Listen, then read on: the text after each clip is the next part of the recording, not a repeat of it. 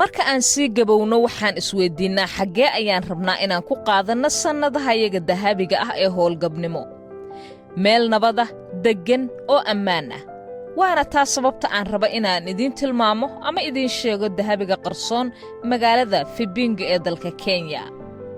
Fibingo waa magaalo xeebeed qurux badan oo ku taalla 21 meel amaba 33 kiiloomitir waqooyiga magaalada Mombasa. Magaaladan quruxda badan waxay u dhaxaysaa magaalooyinka xeebaha ah ee Mombasa iyo Malindi waxayna dhowr daqiiqo u jirtaa xeebo qurux badan oo loo soo tamashala iyo dalxiis tago. garoon caalami ah oo lagu ciyaaro golofka heerka caalami waxa ayna leedahay garoon diyaaradeed oo ayada u gaar ah. bal qiyaas in aad ku soo toosto udgoonka badweynta Hindiya geedaha qumbaha ah oo ay neecawdu luulaysa iyo dhawaaqa mawjadaha hirarka badda. nolosha halkan waxay ku socotaa sida adigu aad rabto deganaansho raaxo iyo bulsho wadaag ah. shirkadda Qira Investment and Real Estate waxa ay dhisaysaa guryo retirement ama dadka howlgabka ah loogu talagalay iyo kuwo fasaxa iyo dalxiiskaba ah si gaarana loogu talagalay qurba joogta Soomaaliyeed. halkan waxaad ku yeelan kartaa guri villa ah ama dhul ku gaar ah adiga oo ku nasanayo sharaf iyo raaxo qiimo leh. guryahan sida quruxda badan loo qaabeeyay waxa ay bulshadeennu ay ka helaan adeegyo casri ah sida warshada biyaha cusbada aan nadiifiso koronto 24 saac habeen iyo maalinba 7 cisho joogta nidaamka bulaacadaha amni buuxa oo 24 saacba habeen iyo maalinba 7 cisho la helayo iyo goobaha bulshada. intaasi waxaa dheer magaalada Fibingo oo ah magaalo aad ka helaysid noloshii qurbaha aad uga baratay. ka waran inaad ku raaxaysato maqaayadaha fiican oo ay ka mid yihiin kuwa lagu iibiyo hilibka isteega, biisooyinka, cuntooyinka kala duwan ee fudud, cabitaanada kofeega iyo sidoo kale taba goobaha jalaatooyinka. intaasi waxaa dheer cunto caafimaad leh oo aad si toosa uga iibsanayso beeraleydii soo abuuratay farmashiye iyo suuq weyn iyo wax kastood u baahato oo illinkaaga hortiisa ah adigoo aanan ka fogaanayn. yaa salaam qaar badan oo naga mid ah oo ku nool qurbaha howlgabku wuxuu u muuqdaa mid aanan la hubin laakiinse maalgelinta guri howlgab waxay abuuraysaa dhaxal waara carruurtaada iyo jiilalka soo socdana aad uga tegaysid. tani waa wax ka badan hanti guri waa xasilooni maskaxeed iyo sidoo kaleeta maalgashi waara. Fibingo waa magaalo laga ixtiraamayo oo aad ku qaadanayso sannadahaaga ugu wanaagsan ee nolol raaxa leh. haddaad gaartay 45 sano oo aad qorsheynayso mustaqbalka ama aad ku dhowdahayba inaad shaqada ka fariisato oo aad ka nasato hadda waa wakhtigii aad dhaqaaqi lahayd aan wada dhisanno si aan ugu wada ritaar garowno hab maamuuseedka raaxada leh ee aan ku qaadanayno meel runtii ah hooy dhab ah. Fibingo way ku sugaysaa waana ayna wada sugaysaa. Assalamu alaikum. soo dhawaada welcome. Asha inshallah I will start with Somali and then I'll transition to English later. I have 2 PowerPoints, one for Somali and one for English. So I'll go with the Somali first and then I'll do the English later. Not to make you feel left out. So be patient with me, inshallah. Okay, so what I saw the weather horta marka koowaad qof waxaa naga ratay qaaliya adar basal allah u naxariisto intaana muslimiinaan ku nimid runtii qof qaaliyu ahaa qofka helo jannahana markhaatiyaal badan buu leeyahay waxaa ani markhaati ka ahay adar basal inuu aniga xajiyey waxaan kaloo markhaati ka ahay xaaskiisa siraad inay tahay qof runtii ehlo diina ayadii markii xajinaysay anida xajinaysay ayadaa ii haysay ayadaa ayadii xajisiisay aniga uun waan kaxeeyey keliya maahane siraad xaaska basal labadooda waa runtii ani ayadii ii xajiyey so allah dembigiisa dhaafo allah qabriga waasaca uga dhiga insha allah. intaa kadib dad waxayna muslimiina markastoo aan meel nimaadana farta kafaayana saaran inaan ilaahay xasuusino allah dembiga dhaafo insha allah. intaas kadib waa mahadsantihiin saa waajibteen kulankaanayto saa u jeedaan kulankan waa kulan ku saabsan qorsheynta howlgabka bulshada Soomaaliyeed. haddaan Soomaali nahay ereyga howlgab markii la fasiro waa laba eray oo isu keenay waay haddii aad runtii fasirto aniga waxaan dhihi karaa waa eray aanan dhiirigelin lahayn markii la fiiriyo qofkaani hawl buu gabay hawl waa shaqo gabna wax qofka uusan dhamaystirin way howlgabnimo markii arrimahan aan bilaabayay baan dadka baraha bulshada ugu xiran axmeda ka mid ah waxaan raadinayay erey ka fiican ereygan howlgabnimo ah dadka waxaan ku iri wariyaa ii fasiri karo retirement iigu fasiri karo Soomaali dadkii dhammaan waxay ka dhiibteen fikradooda ka dhiibteen qof baa wuxuu yiri shaqo joojin maya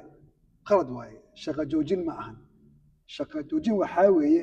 qofkaas asaga ayaa iska joojiyey ama asagaa laga joojiyey waxaa loogu joojin karaa waxaa laga yaabaa shuruudii shaqada muuse ka soo bixin in la buriyaa la rabaa in la baaraa la rabaa waxaa lagu sugiyey shaqo joojin reer galbeedka waxay yaqaanaan waxaa loo yaqaano administrative relief baa la dhahaa qofkaan la siiyey qof kalaa wuxuu yidhaahday xanuunsanayaa wuxuu yidhaahday shaqo ka tag dee shaqada haddaan ka tago waa shaqo aniga aan isaga tegay weeyaane laakiinse ereyga retirement marka la fasiro waa wuxuu u dhigmaa waa sharaf camal oo kale qofkaaneeto shirkad buu la joogay ama hay-ad buu la joogay wuxuu u shaqaynayay wax ka badan dhowr iyo 10 sano 15 20 sano buu u dhigmaa retirementiga saasoo ay tahay aniga xataa waan sii baaray haddaan Soomaali nahay kolleyba cabdixakiim baa iga weynoo wax ku soo bartay Soomaaliya saa isixi doona insha Allah taa qaldanahay waddankanaga Soomaaliya haddii aad fiiriso da ahaan intuu jiro markaan waddan leeyahay waxaan ka wadaa markii la qaatay xorriyadda baan ka wadaa wixii ka horreeyey Soomaaliya way jirtay laakiinse waddan ma ahayn haddii loo fiiriyo modern times loo fiiriyo waddankanaga maanta 65 sano u jiraa marka xorriyadda qaadanay intaas 35 sano dagaal sokeeye iyo asagoo soo kabanaya waay soo Soomaaliya oo dhan 65 bay jirtaa haddaad fiiriso qofka maanta da'da ah ee Mareykan joogo qofka ugu horeeyo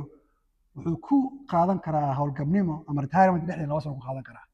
macnaheedu waxaa waaye qofkaas waa qof dhashay 1960 iyo labadii miya mise saddexdii wuu ku qaadan karaa waayahay qofkaas 62 sano dhashay hadduu maanta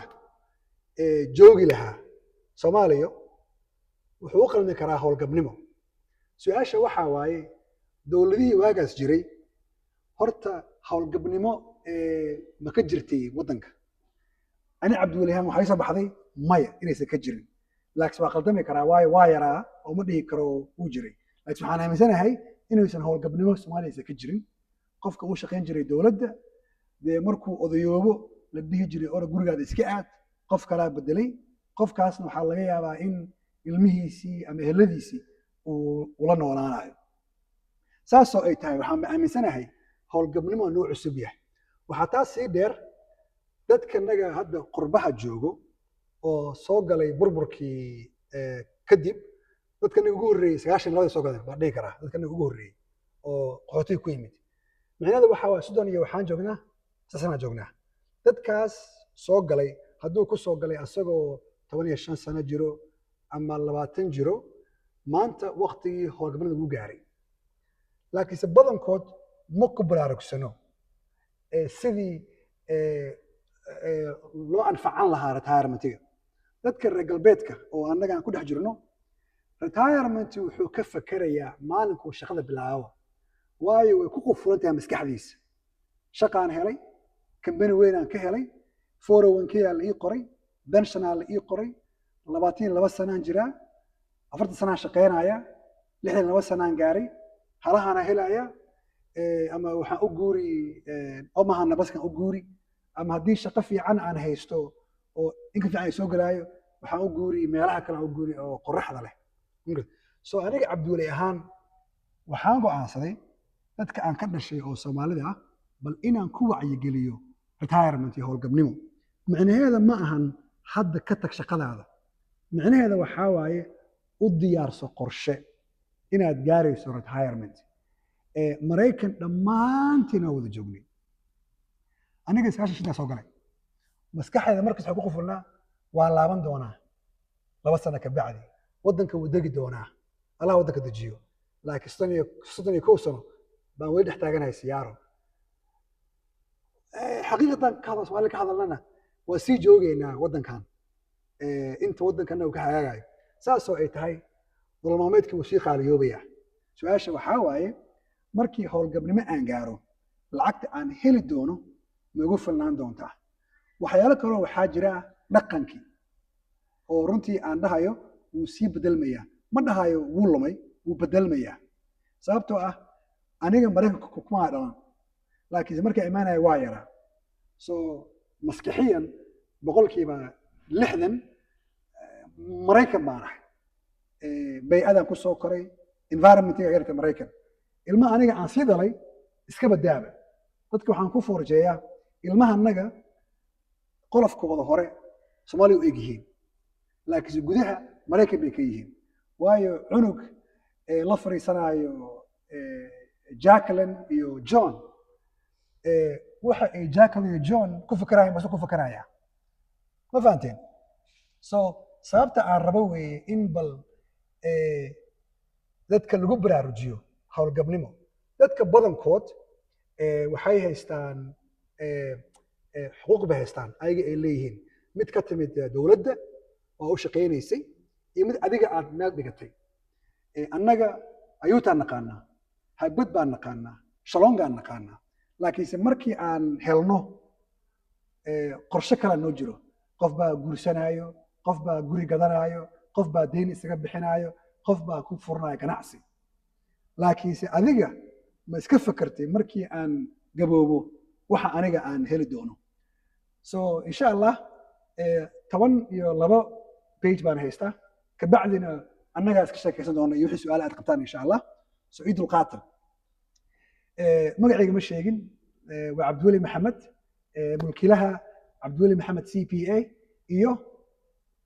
shirkad cusub oo hadda aan furay oo la dhaho Qira Investment Real Estate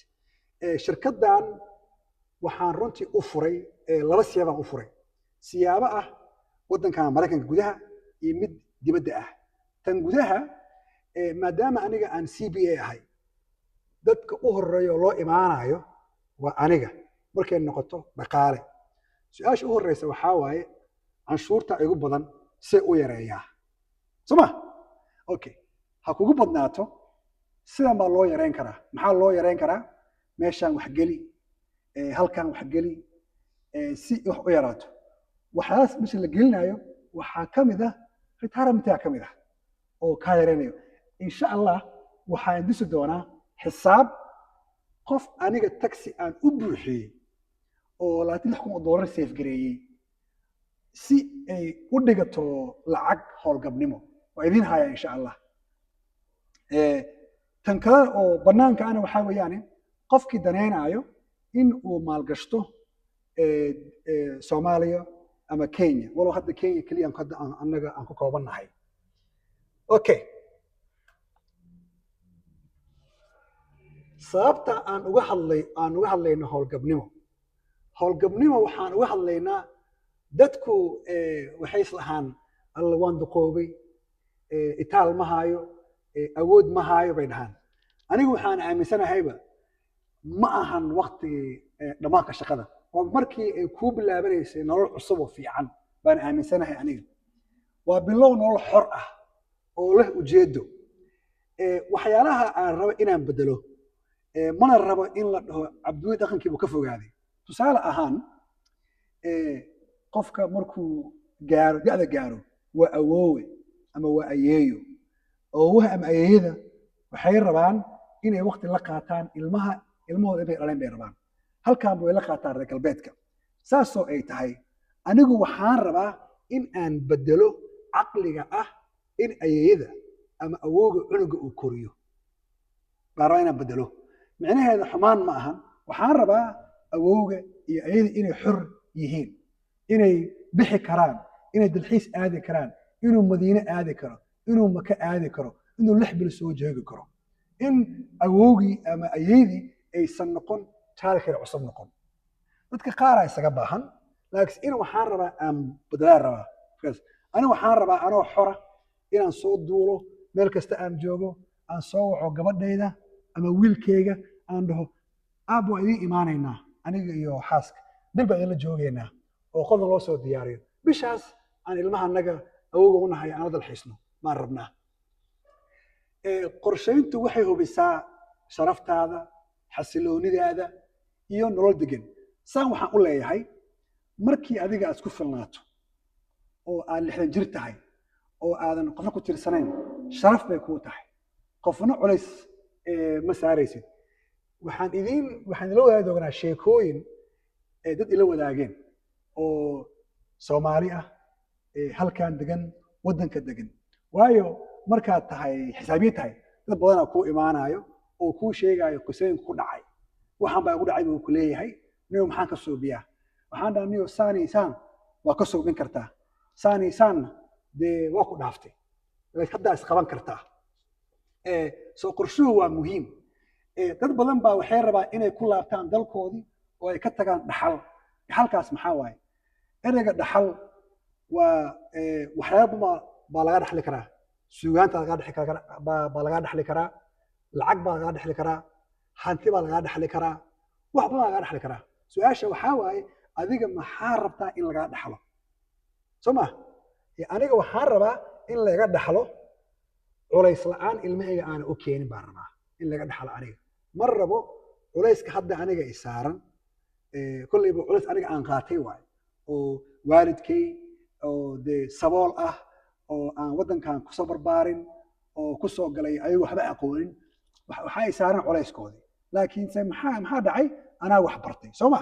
anaa wax bartay marka aniga wax bartay waxaan rabaa culayskii aniga i saarnaa in uusan fuulin ilmaha aniga aan dhalay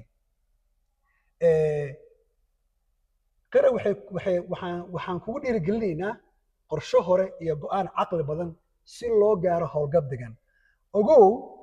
qofka asaga ayaa ismaamulo waa in adiga horta ay kaa imaadaa kowdii qorshaha annaga qorshe kuma keeni karo adaa qorshe la imaan karo qorshahaas maxaa waaye walaalo waxaan rabaa lacag baa meel ii taalo in waxaan rabaa ayadoo xalaala inay wax ii fuulaan baan rabnaa soo ma kabacdi meel baa lagu jihaynayaa ama suuqaas maraykanka lagu jihayn oo waxaa lagu dhihi istaagadaa lagu dhihi ama waxaa lagu dhihi wax kale lagu dhihi ama waxaa lagu dhihi hantigadaa lagu dhihi muqaayad gado oo qofka muqaayada sii kariya baa lagu dhihi soo ma saa ula soco qorshaynta howlgabka horta marka hore ku bilow horta waa inaad bilowdaa mar hore aad bilowdaa markaan furaayay kulankan waxaan ku bilaabay shaqaalaan ahay 22 sanaan jiraa kambaniga u shaqeeya wuxuu iga ballan qaaday retirement iga ballan qaaday kambaniga wuxuu ku leeyahay cabdiweli mushaarkaada haddii aad ka jarto boqolkiiba halaan kugu daraynaa tusaale ahaan aniga markii bowen aan bilaabayay 2004kii kambaniga bowen boqolkiiba 8 buu ku daraayay lacagta adiga mid aad dhigato sharciga dowladda IRS wuxuu yahay boqolkiiba 18 ka badan ma dhigi kartid retirementgaada boqolkiiba 18 lacagta adiga ku soo gasho ka badan retirement uma qoodayn kartid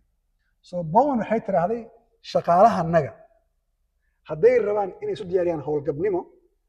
annaga waxaan ugu daraynaa boqolkiiba 8 so that means hal labo 8 so haddii aad adiga la timaado 8 waxaa lagu siinayaa 8 halkaas maxaa ku gashay kaydka boqolkiiba 16 qiso kale markaa u shaqaynayay city of Seattle u shaqaynayay city of Seattle baryo ma ahaynba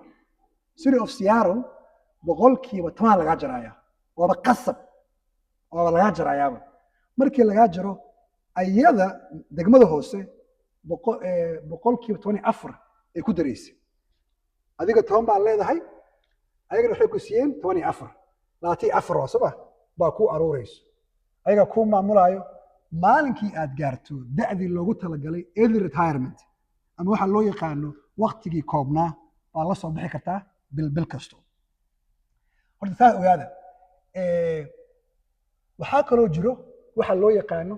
caymiska bulshada ama social security. Social security marna waa caymis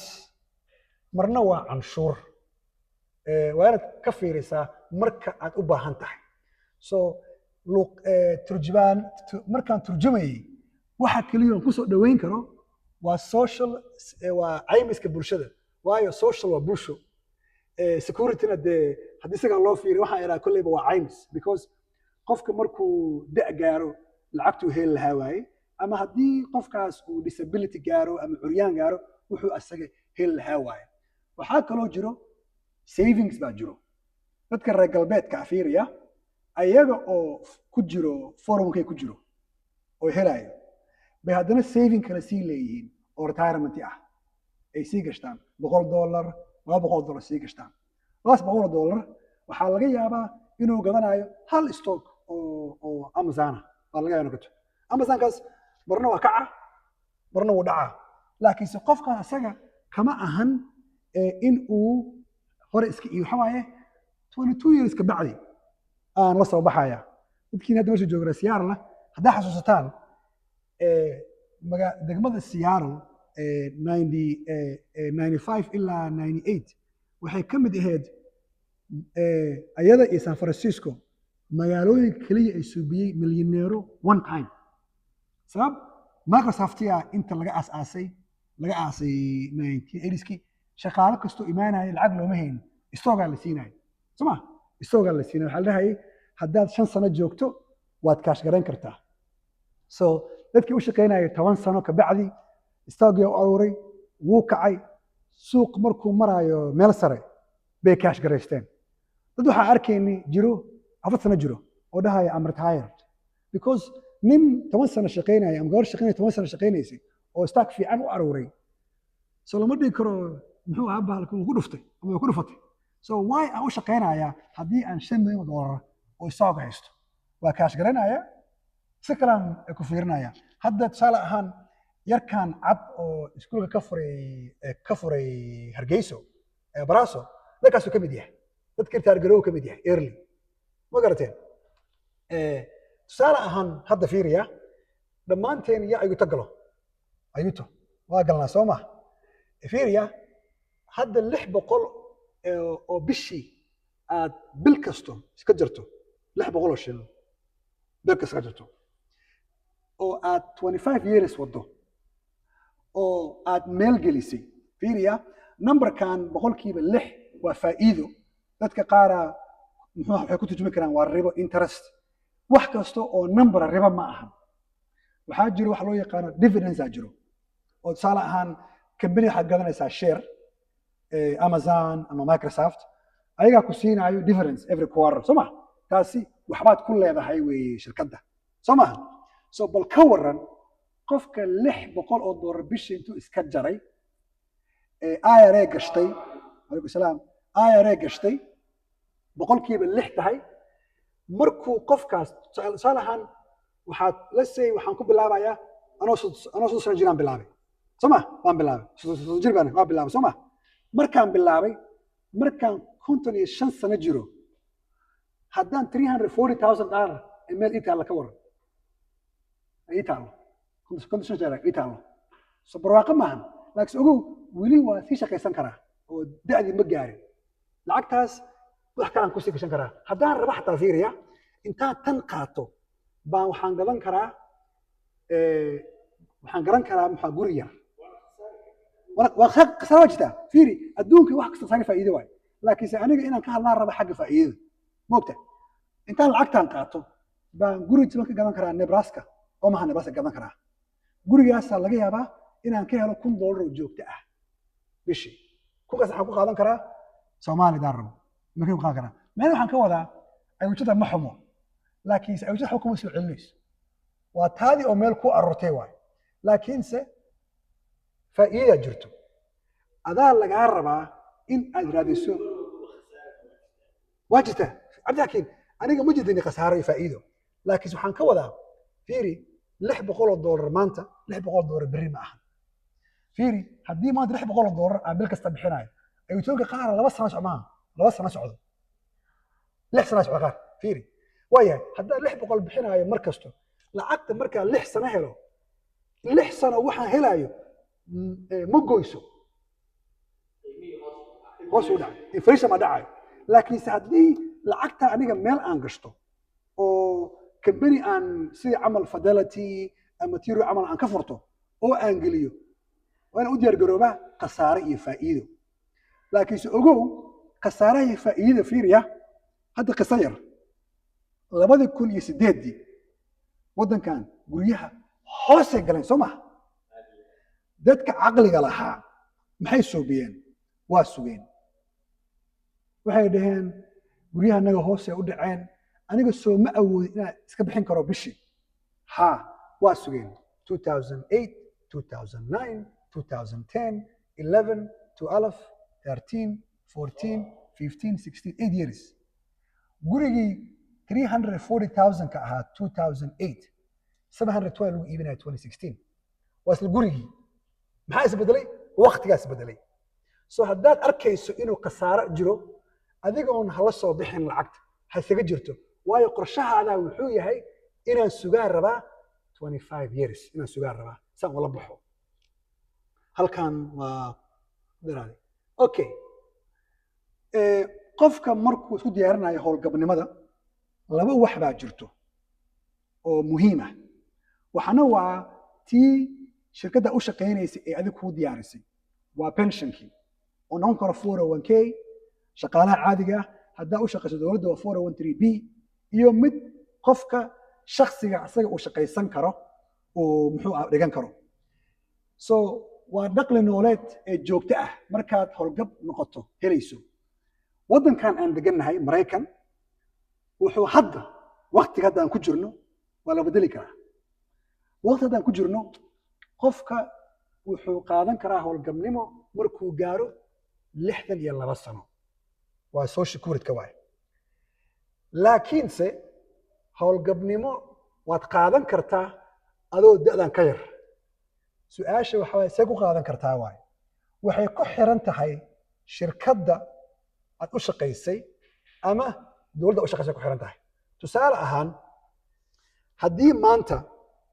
adiga oo jiro 25 sano jiro tusaale ahaan aad u shaqayso degmadan Takwila aad shaqo u bilowdo waxaad ka bilowday fundi iska dheh waa ka bilowday noqoto Takwila aan joogno 25 years Takwila iyo City of Seattle iyo Federal Way dhammaan waxay hoos yimaadaan gobolka Washington hoos yimaadaan gobolka Washington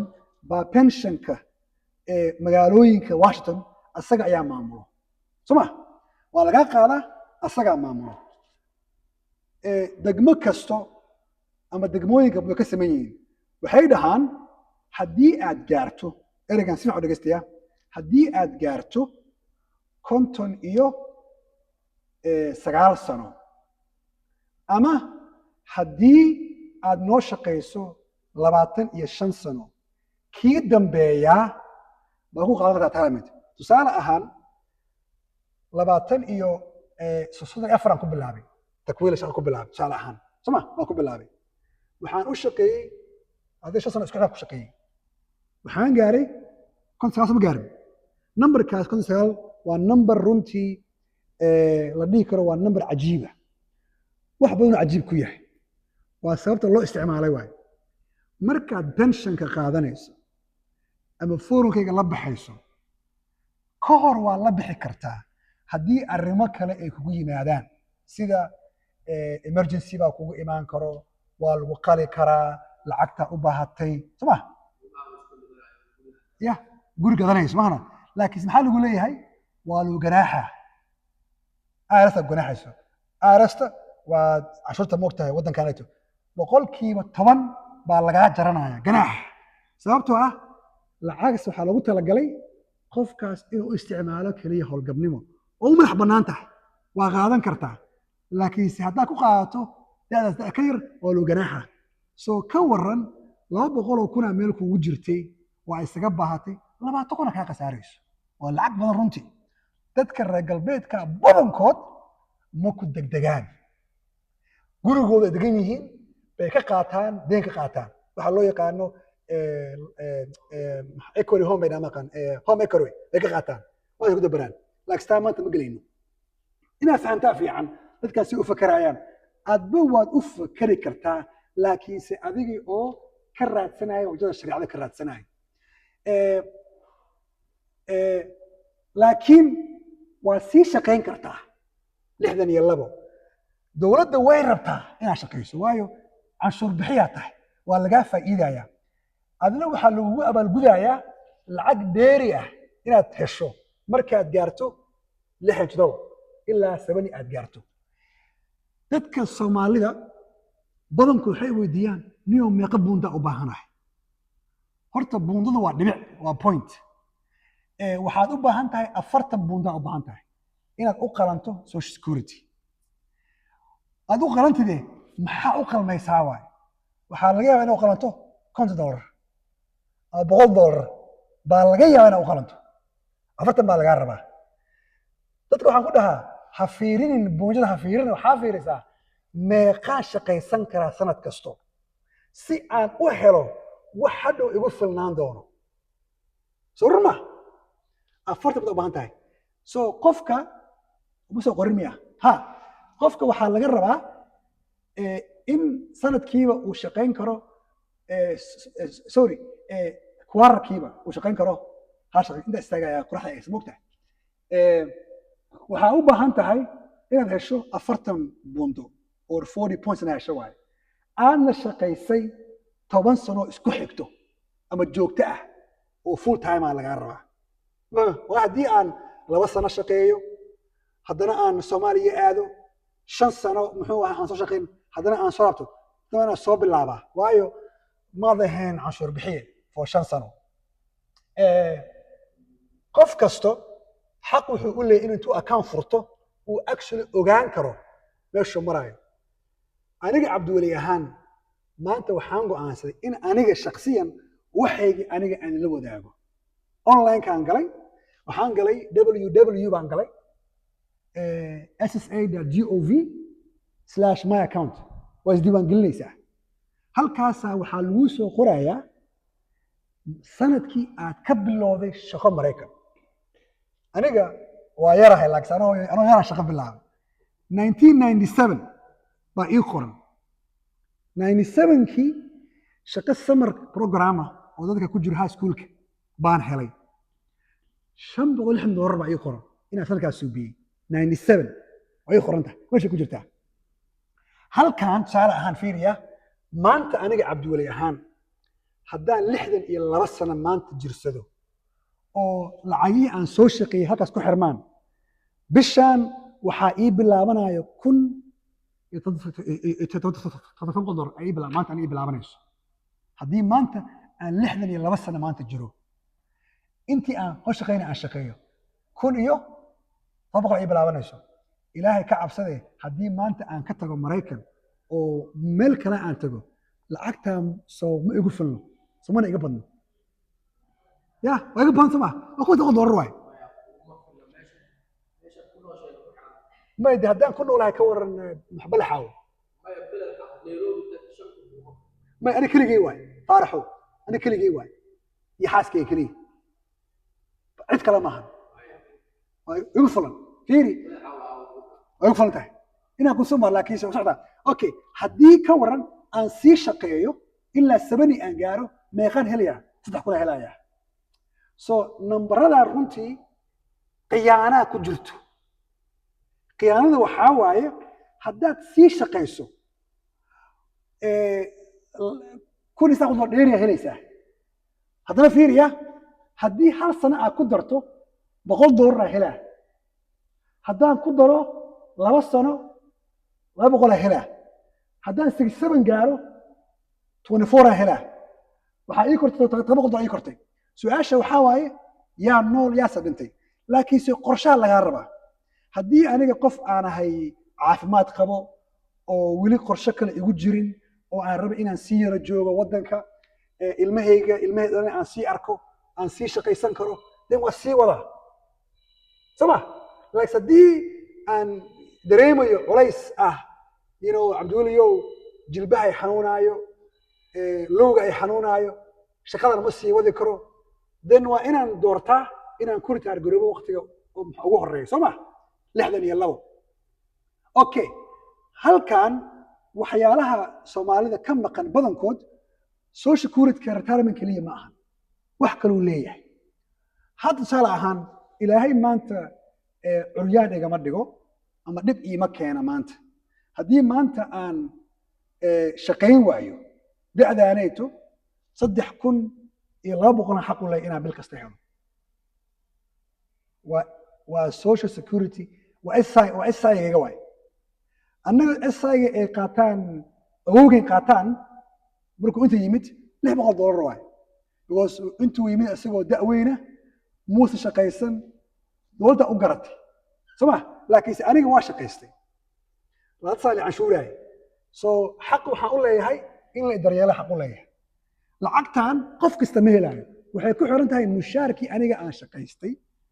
ama canshuurtii aniga aan soo bandhigay markaan iskay u shaqaysanayo wixii laga jaro weeyaan waxaa kaloo jiro ilaahay tii alle iima keeno haddii maanta tii alle ay ii timaado anoo da'dan jiro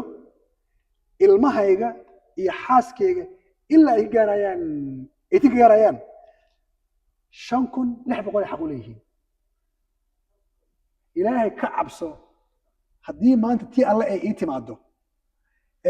nolosha kan waa qaali soo qaali ma haddii dee xaaskayga caqli keentay ay tiraahdo inta ku sii noolaan lahaa waxaan subinayaa waan guuri waxaan u guurayaa Nairobi halkaas ilmaha ku haysanayaa ku korsanayaa high school ha ii aadaan waxaan soo celinayaa ayagoo 16 jiro ama 18 jiro markaas isku filan waaye have a nice day waxaan kaloo ka iloobay social security markuu kuu bilowdo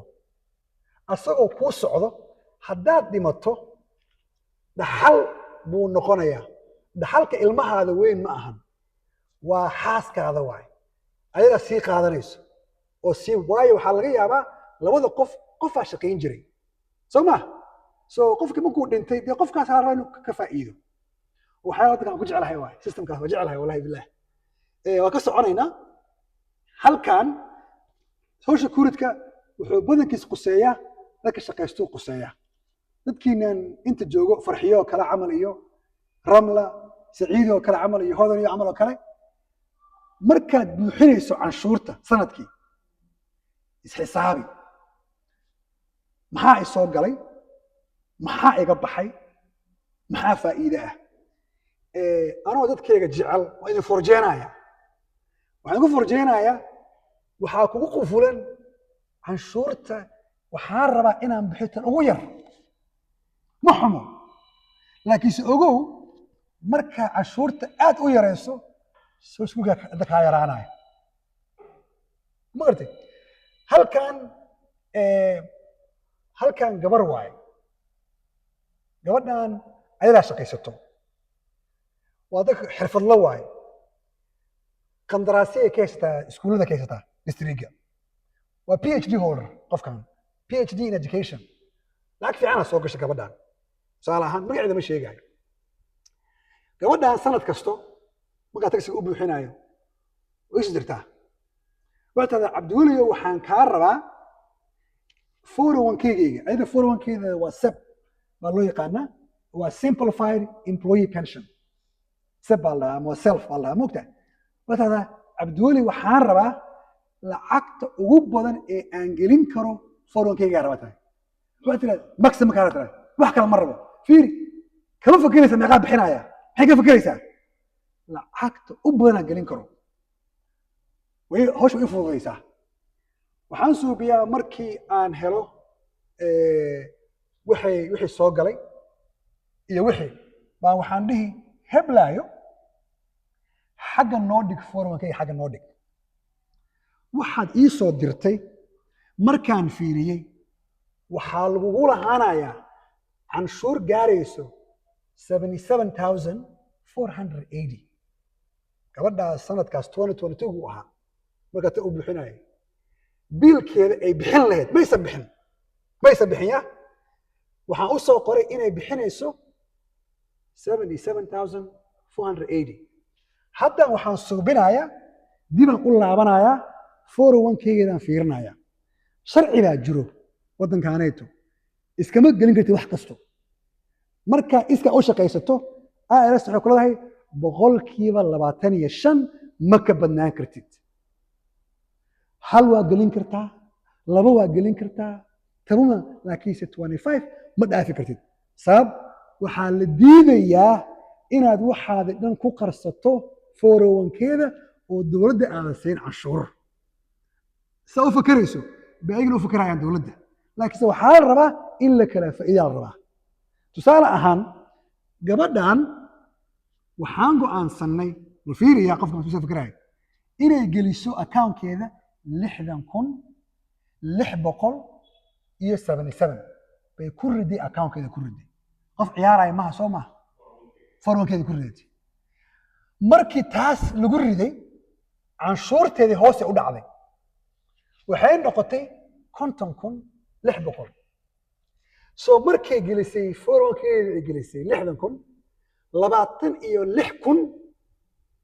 bay u dhacday canshuurteedii fiiri adiga 60,000 maada gelin retirementiga saa u fakarin adiga waxaa gelisay keliya 33,000 basaa gelisay waayo 26 kale dowladdii kaaga soo laabatay 60 adi ma lihid waa lagula leeyahay dowladdaa kula leh oo ku siisay oo kuu soo celisay maxaa laguu soo celiyey adaa waxaa lagu baneeyey 401k-gaada inaad geliso 60,000 waa deduction waaye soo ma so adiga waxaa la timid keliya sax miya ha la timid 60,000 laakiin ogow because haddaanad saa suubin sida bixinaysaa so soomaalida badanka waxaan igalama hadlaan runa fiican waxay igala hadlaan niyo baasha yaree xag ka tuuji saan ka soobi laakiin wuxuusan ogeen in uu hadhow markuu howlgabnimo gaaro helen war yaa nool buu ku leeyahay yaa dhintay waa run laakiin ka waran haddaad ku gaarto 62 sano waad $1 helayso bishii aadna u baratay nolol qaali u baratay inaad ku noolaato isma keenayso so dadka saan oo kale ah waa dadka naga oo home care-leyda ah day care-leyda ah qofka iska u shaqaysto ma garatay midda kale waxaad ilooday lacagtan konta ku bixisay qaar ka mid social security waa ay ku aadaysaa qaarna income tax waay adaa iska leh qaar ka mid ah waddankan cashuur ku nool yahay wadada aad degan tahay cashuur lagu dhisay soo bixi cashuurta saad noogu faa'iido hadhowdii waxaa kaloo jiro haddaaba waan ka hadlay 401k-ga waa ka hadlay qofka shaqaalaha waaye waxaa kaloo jiro waxa loo yaqaano traditional IRA ama Roth IRA waxaa jiro shirkado waxaa jiro aan bixin baa jiro retirement waxaa laga yaabaa dadka naga oo dan deerta laga yaabaa ka shaqeynayo Burger King ama ka shaqeynayo alihada ama ka shaqeynayo airportka ama u shaqeynayo xataa home care laga yaabaa adiga ayaa furan karo your own retirement account IRA account dadka badankood oo diintanada aanan aaminsanayn BEC buu aadi Bank of America aadi account soo furana lacag ku ridaa bangi uma jiranayo annaga muslimiinta kamriyaal baa jiro oo shariica jiro compliant ah mida Boston ku yaalo mida magaalada Birmingham Birmingham oo u dhafa gobol ku yaalo adaa laga rabaa fiiri dadka annagoo kala ah information badan ahayna laakiin wax kasta kuma sheegi kari hadday soo abaarto anna meelan kugu abaara hadday soo abaarin dee qof ii baahan ma tiid soo ma waa iska aamusa ani qofkii wax weydiiyaa uma wax siin karaa ma garateen taana waa jirtaa kan waa ka hadalnay soo ma okay qorshaynta waxyaalaha raba inaan ka hadlo waxaa weeyaane qiso cajiiba idiin sheegaya oo dhowr jeer igu dhacday sanad kasto 19 sano shaqeynaya Bowen iyo Sirius oo shaqeynaya sanad kasto aan shaqeynayay qof baa retirement galay waayo markaad ka mid tahay team 100 qof camal oo kala departmentiga sanad kasto qof la taageerooyo dadka taageerooyo badankood waa dad soo dhisayay qorshahan 10 sano 15 sano gabar Filibiina oo aniga ii shaqeyn jirtay ana maaray manager u ahaa oo dahan iga weyn oo aan sinaf siyaar ugu imid baa ritaar garowdi markii ritaar garowdi waxaan ku yiri heblaayo waa yar tahay why are you retiring saytiri Abduli I am not retiring I'm retiring from the city of Seattle sayr maxaa dhacay si waxaad tiraahday waxa loo yaqaan jiray service period baan gaaray 25 years baan shaqeynayay pensionkii hadaabay ay sheegay baa u qalmay inaan qaato hay waxaad ka soo inaan qaato way baxday king county governmentiga bishaqo ka buuxisay shaqadii accounting ka buuxisay hadda ayaga u shaqeysaa pension waa qaadanaysaa gurigeedii waa pay off inta ku yaalay gabadhaas ma kula tahay khasri weyn bay ka dhisatay Philippines oo dhisan cidna ma degno furiyi ayadaa wadato way baxdaa way ku soo nasataa hal bil laba bil way soo laabataa qasa kale idin sheegaya oday cadaana oo nagala shaqeynaya Boeing wadankan Peru ataqaana America uu guri ka dhistay gurigaas wuxuu yiri 7 years andisa ayuu yiraahday saaraysa ku tagtay siiraada gabadheeda Peace Corps ku tagtay mar oo ay amaantay waa ka helay noloshooda dadka qaar ba dhaqan kala jecel moogta iska jecel dadkan reer galbeedka jooga moogta wuxuu yiri I'm retiring in Peru qof ma igu forjeenaya oo dhahay Mark Zuckerberg buu yiraahday guri ka dhisanayaa muxuu ahaa Thailand bimso ruma aqaan macnaheedu waxa ula jeedaa haddii aad tahay qof Soomaali ah meelo badan oo ka mid tahay Soomaaliya baad ka dhisan kartaa hooy adiga aad ku noqoto retirement taa maxaa ula jeedaa markii anaga aan gaboobno halkan dadka anaga Soomaalida badankood guryaha halkan anaga ma kulihin dad waxaan nahay guryaha waxaan nahay kiriisanahay badanka anaga ruma fiican moogta waa kiriisanaa ma leeyin soo markaan 60 iyo dhowr sano gaaro guriga hadda aan deganahay waxaa laga yaabaa hadhow lacagta iga soo galaysa social security inaan ku bixin karin maxaa kiradii soo waa inaan hadda meesha hadda aan joogno waa 4 dabaq waaye dabaqaas waa D kani waa C A iyo B waaye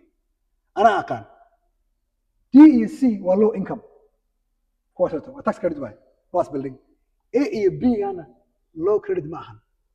waa ka casrisan yihiin waa ka adeeg fiican yihiin dadka degan boqolkiiba boqol waa dad guryahoodii soo iibiyey lacagtii soo qaatay bangi gashtay pensionna qaadanayo shurka qaadanayo gurigan waa hooy keliya waxaa laga yaabaa qofkaaseeto inuu maqan yahay laga yaabaa uu soo wareegayo ama Arizona u aaday ama Florida u aaday ama hadduu rabo bankaagu aaday asaga muhiimadda waxaa waaye markaan soo laabto inaan la bixi karo kun iyo laba la bixi karo kira ah oo aan seexan karo wuu qorsheeyay Soomaa annaga Soomaalida qorshahaas nooma jiro hadda runtii waan isciibinayaa yani Abduli ahaan shirkadda qira waxaan rabnaa dadka inaan ku baraarujino in aad ka fakarto hooyigii adiga aad seexan lahayd qasab ma ahan in qira kaliya ka gadato buulka ku yaal goob weyn ka dhiso haddaad rabto mudul yariisa ama muracaya ka darta ka dhiso adiga on ku fakar guri adig aan leedahay oo aan Mareykan ahayn oo aad 6 bil joogi karto 6 bilna aad soo laaban karto hadaabay abdaakiin iska wareysay nin inaan sheegay oo yaqaano ninkaas waa reesiyaaro odayaashii hore waay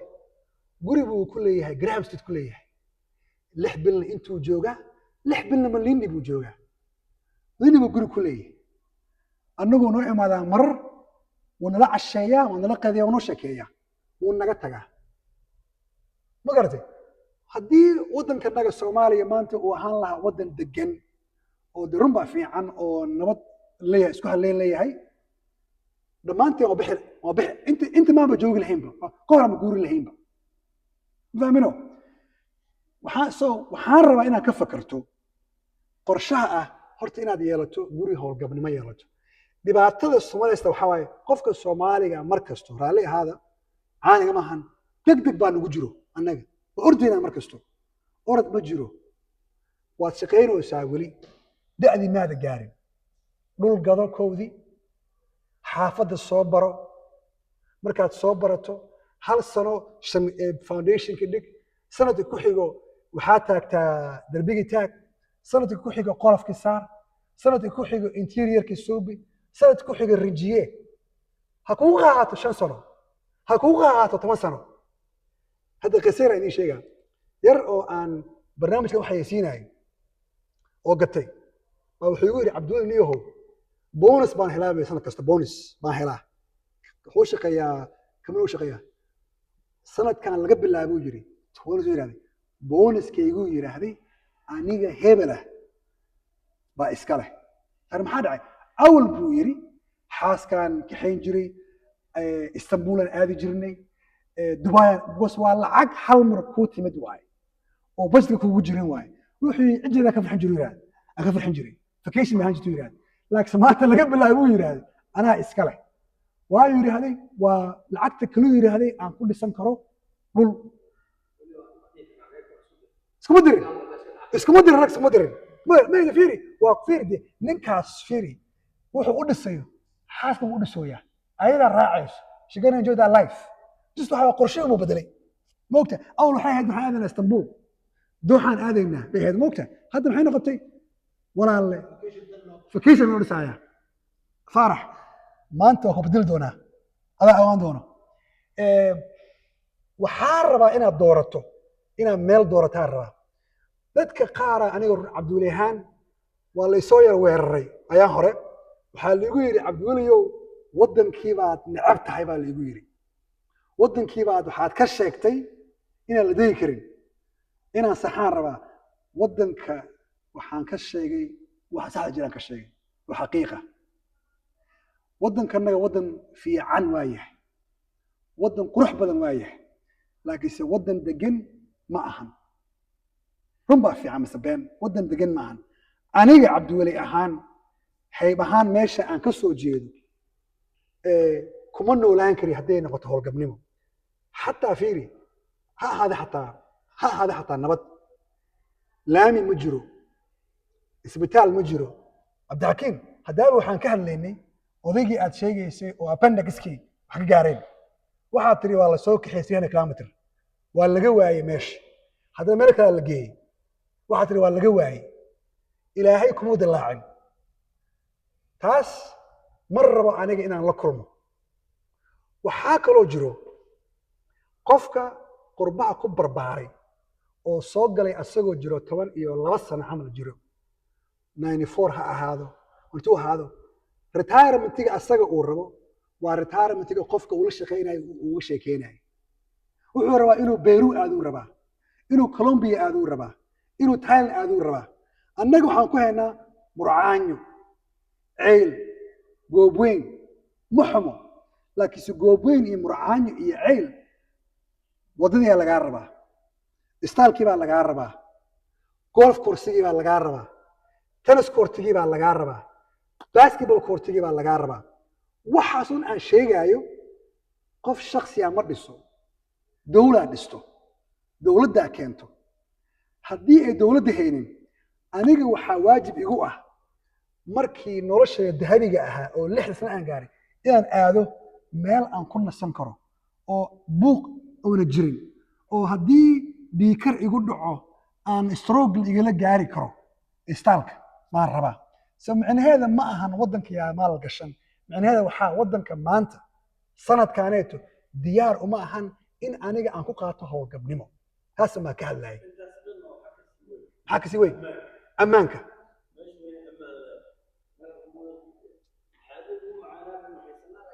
ma aysan ha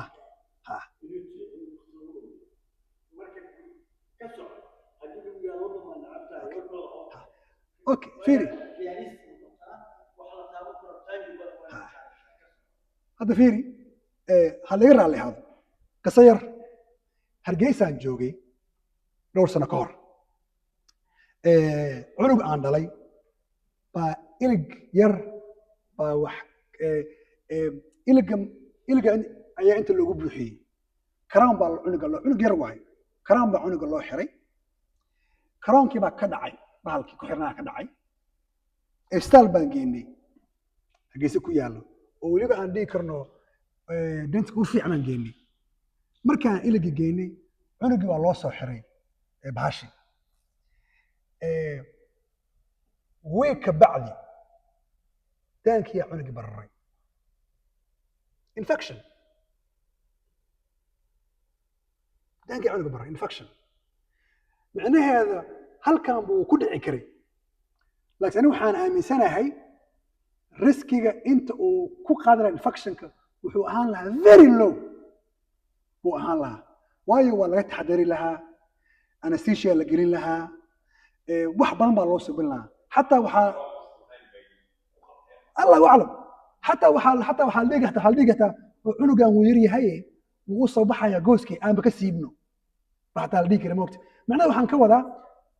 you are one infection away from dying haddii noqoto sumay noqoto aniga waddankayga hoos uma dhigaayo laakiinse waxaa fiican in laga hadlo xaqiiqda dadka naga waa weyn baamino ha deero meel kugu habboon xeebaha soomaaliya ama kenya ma garateen aniga runtii hargeysa aad baan u jeclaaday waxaan ula jeclaaday waa magaalo buura leh oo aad ku almiiteyn karto laakiinse haddii aan wax kale soo gaaraan caafimaadka la soo geli karaa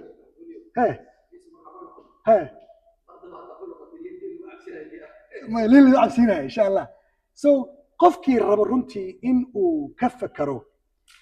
مال كبحسن مريكان أما كبحسن الصومالية ورب إنه كبل لوضو نور كرو عصب فضل لسه حرير بالله وحارب هدابي هذا خصوصتان وحان كهل ليني لعقتان بان كهل ليني سمع بان كهل ليني قفكر تارجروه انتو هيليكرو انتو بنانكرو تصال أهان oday aan kula kulmay Mombasa oo Soomaaliya oo u shaqeynayay Maryland government u shaqeynayay tanoo kale u qaata asaga muuse ii sheegay intuu qaato laakiinse waxaan ogahay inay soo gasho lacag fiican pensionki iyo social kiba okay hadduu ku qaadanayo Maryland waa taqaanin Maryland Baltimore iyo DC waa meel nolosha aad u tahay qaali lacagtiisa ma qof laanayso hadduu xagga sii joogo laakiinse tan intuu qaatay buu wuxuu degay Kenya waay uu Kenya u degay waa su'aasha Kenya wuxuu u degay dollarka waa boqor meel kastoo adduunka la joogo oo aan Yurub ka ahayn soma dollarkaada waxaad ku helaysaa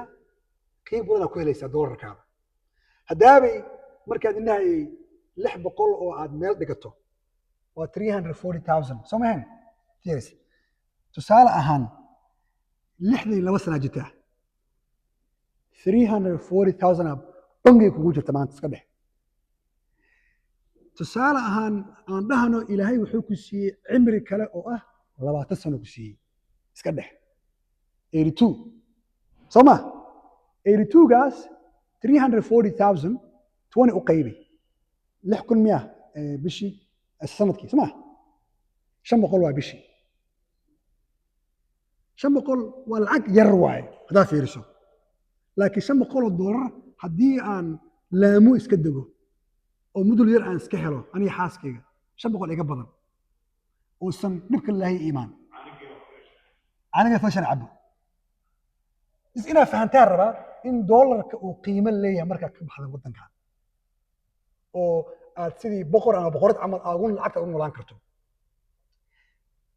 hooyga iyo cuntada iyo daryeelka caafimaadka waa raqiis iyo hadda fiiri meesha joogno bisha maanta October waay cirka waa yara madow yahay siyaaro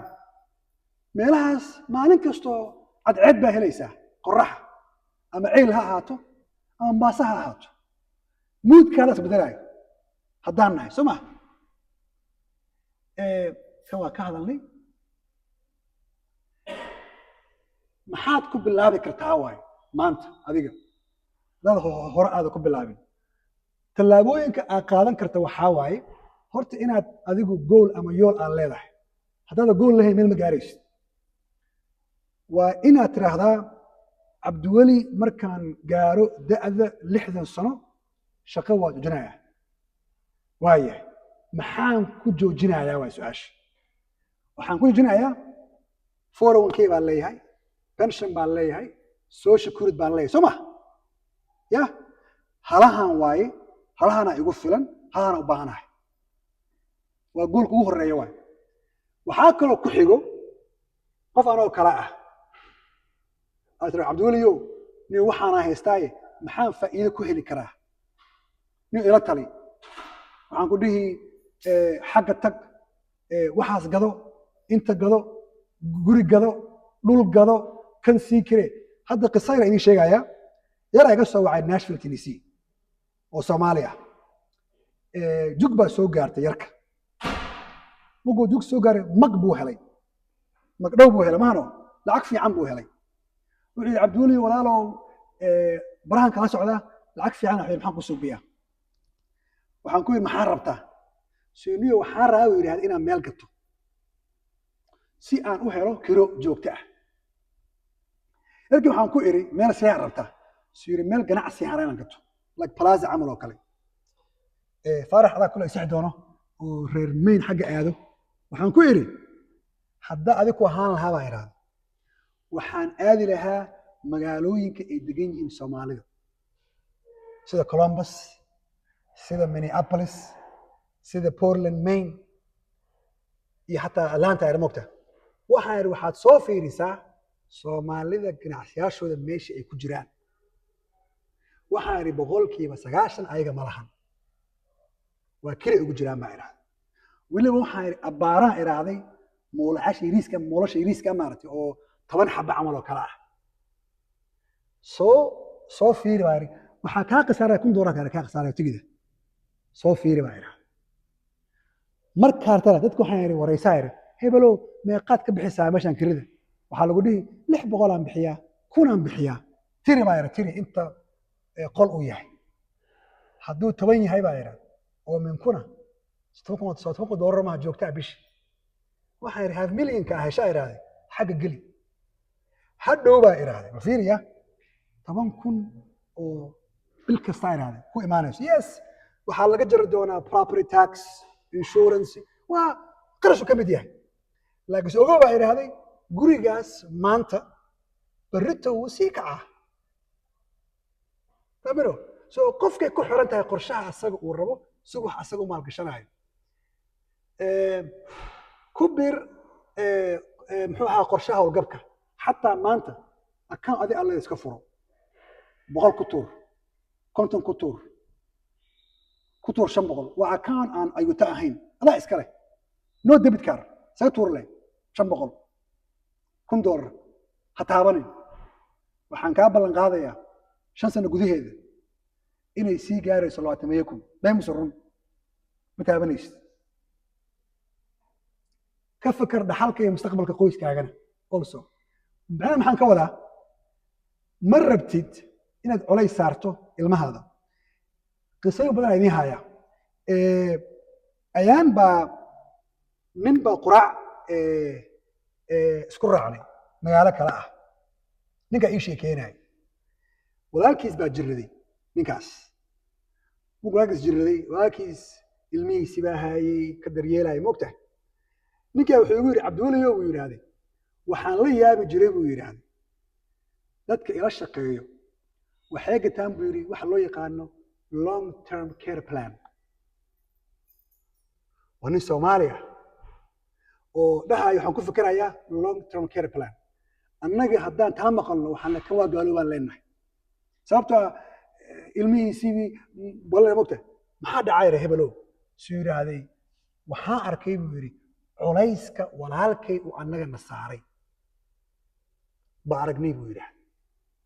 anigu yiri mar rabo inaan culayskaas saaro ilmahayga iyo walaalahay saari hebelow ii sharax soo wuxuu yiraahday lacal yiri maanta haddaan jiradu yiraahday gurigayga lagu hayn karaa private nurse ay imaanayso yiraahdo oo dhaabarka iga bedelayso kaadida wuxuu iga bedelayso yiraahdo anoo la joogo gabadhaydii ama wiilkaygii buu yiri laakiin si gurigii yaa imaanayo caregiver ay imaanayo ya wuxuu yiri mar rabo inaan saaro culayskaas ilmahaygu yiraahdo dhammaantiin hadda gobolka Washington State dhowr sano ka hor haddaa xasuusataan waxaa la soo rogay shirkadaha loo shaqeeyo in ayagana ay bixiyaan canshuur